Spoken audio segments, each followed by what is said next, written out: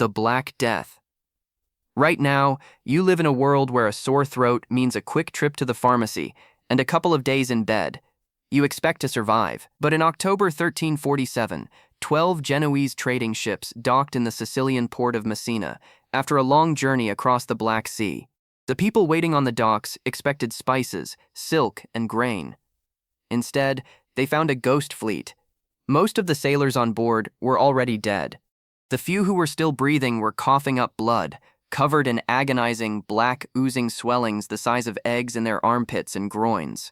The harbor authorities panicked and ordered the ships out of the port immediately. But it was already too late. The killer had already stepped off the boat. That killer was Yersinia pestis. Yes, same bacterium that took 25 to 50 million people life. A microscopic bacterium living in the guts of fleas, riding on the backs of black rats.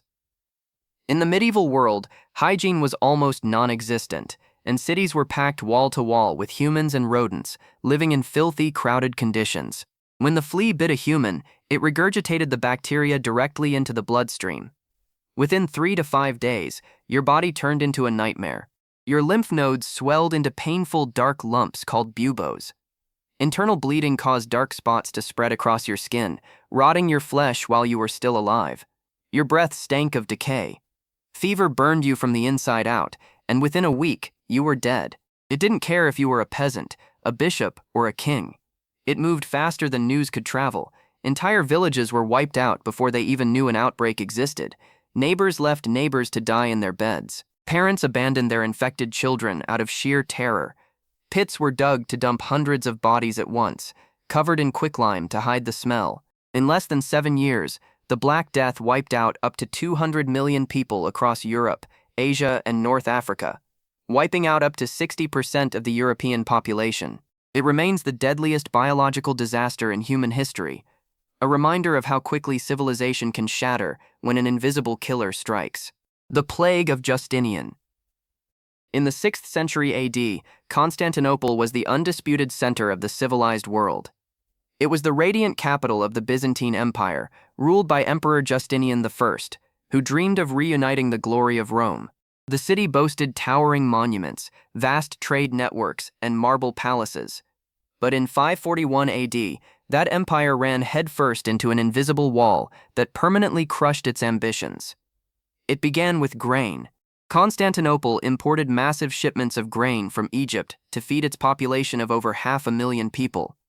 Tucked safely inside those grain sacks were millions of black rats carrying the bacterium called Yersinia pestis. When the ships docked at the Golden Horn, the infected rats leaped onto the human population. What followed was a slow-motion apocalypse that paralyzed the imperial capital. At the height of the outbreak, the city was losing up to 5,000 to 10,000 people every single day. The sheer volume of corpses overwhelmed the city's infrastructure.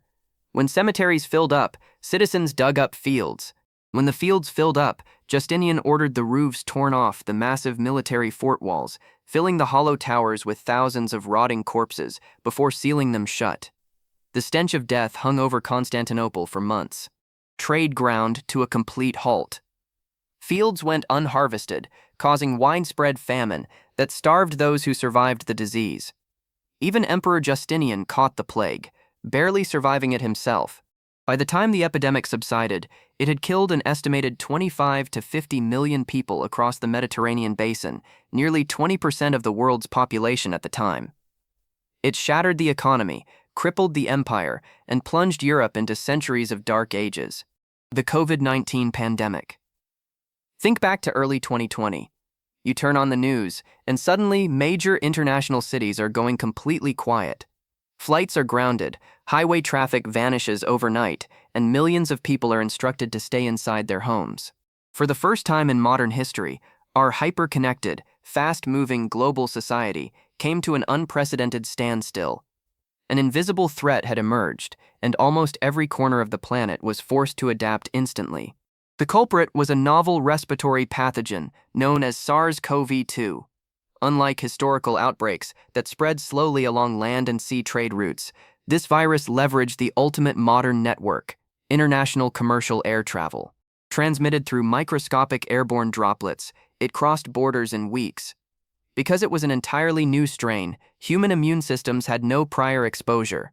Within months, healthcare systems worldwide faced an extraordinary influx of patients suffering from acute respiratory complications, stretching medical resources to their limits and disrupting global supply chains. What followed was a multi-year event that fundamentally altered daily life.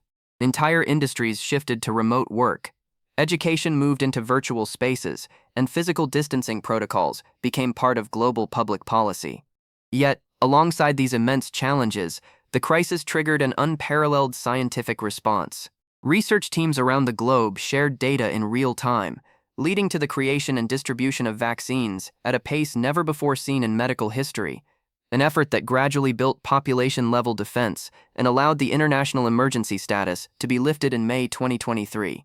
While official registries record over 7 million confirmed fatalities worldwide.